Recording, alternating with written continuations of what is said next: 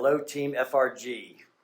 This is our coronavirus update for the week of 4/3/20. If I haven't had the pleasure to meet you, my name is Burke Moran.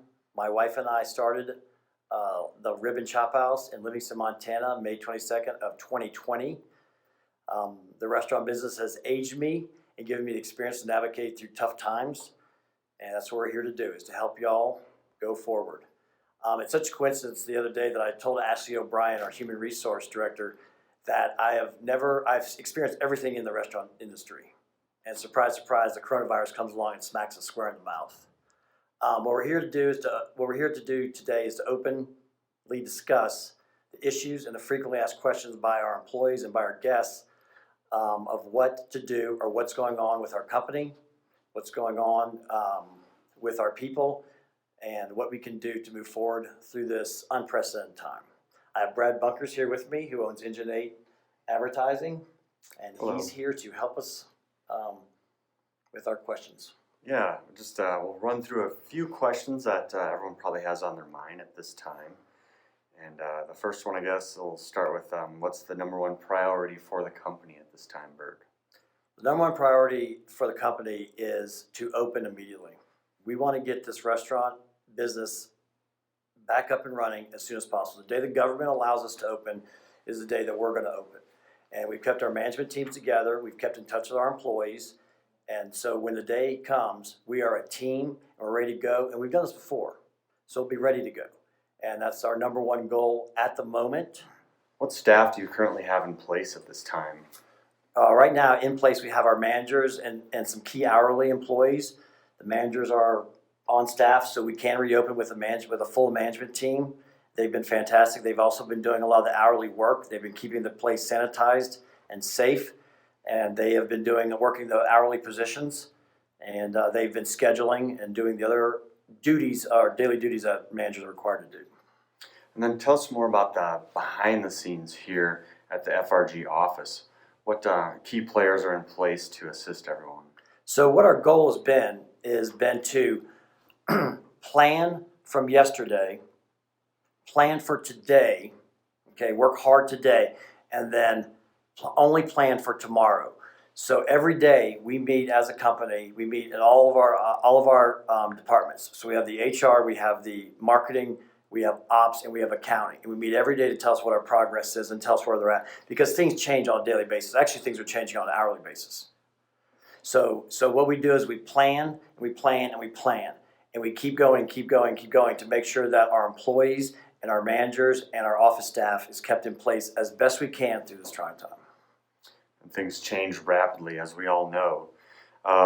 So in Bozeman at the office, there are different, I guess, groups or teams that are supporting the restaurant. We have HR, accounting, marketing, and ops that Yes. all run out of the office in Bozeman, Montana. Yes. Do you want to elaborate on what each of those departments is doing? Well, what's going on right now is that we're in a shutdown environment. Is that what it is? A stay-at-home environment in Montana. So the only folks that are really at the office right now is Ashley, who's in HR, and one accounting person. And everybody else is basically on the road in the restaurants, or they're working out of their house. So right now the ops team, who consists of Crystal, Jason, and Chris, and then the leader of it is Rory.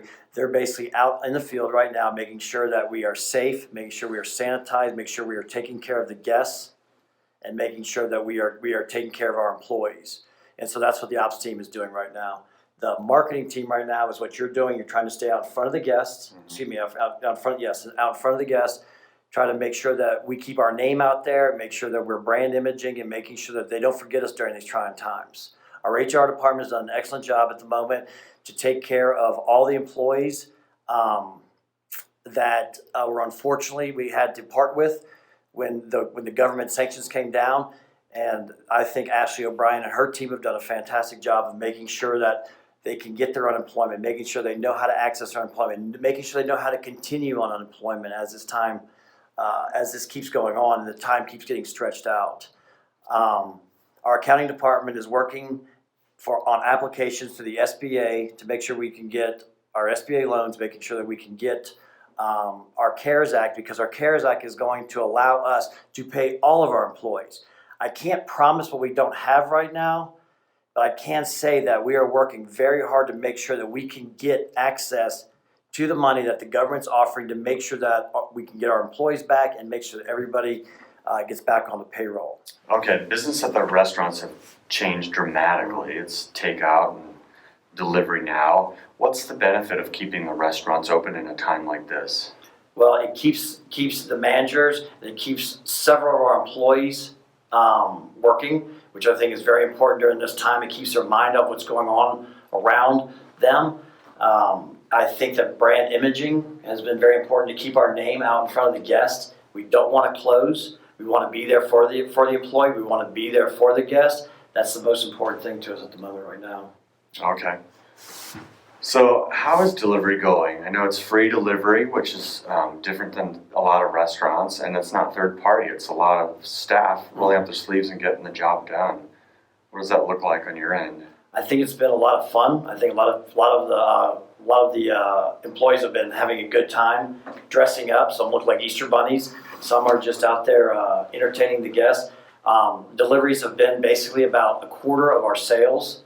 And I think you came up with the saying, no fees, we deliver for free, which I think is fantastic. We're taking out the waiters, we're taking out the DoorDashes and the Menufis that are out there. We're allowing them to deliver to our guests for free.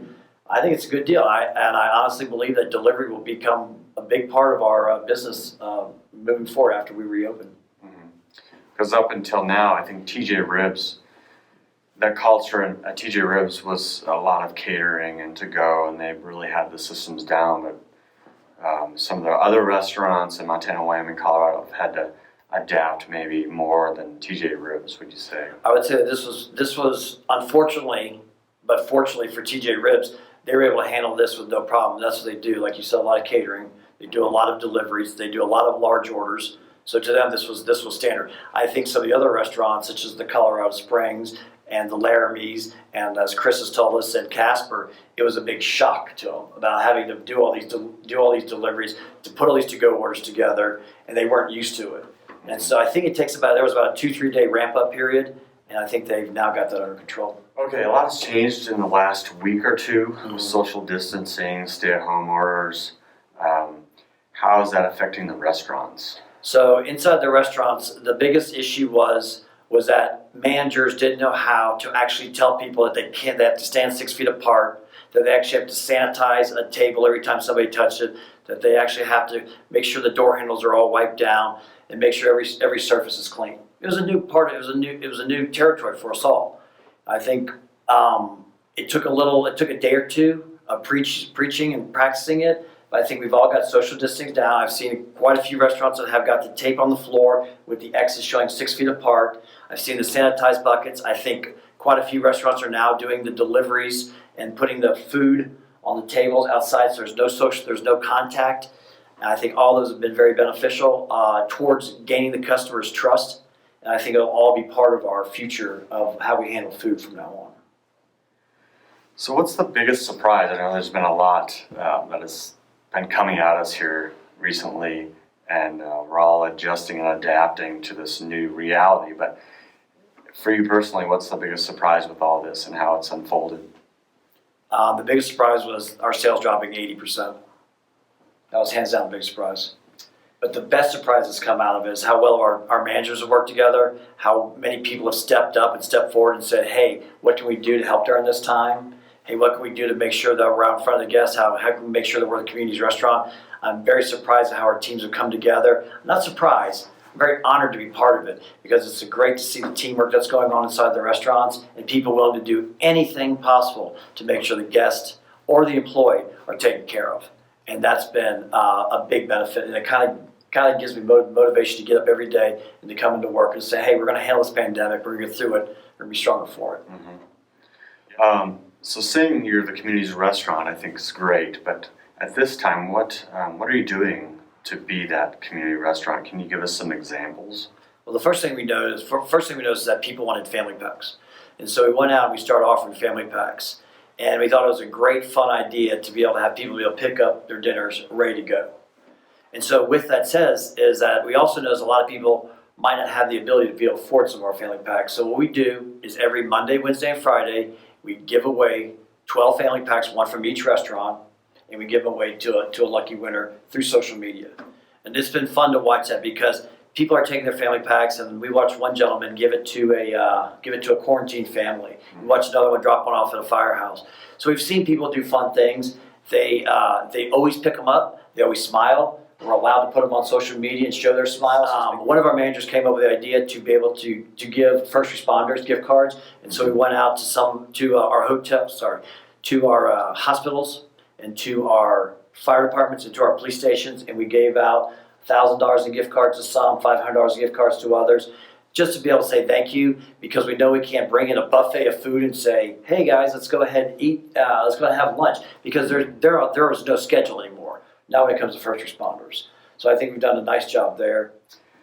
So we're living in, I guess, strange times, and there's some interesting stories that have come about that we wouldn't have thought of before this week. Can you share some of those?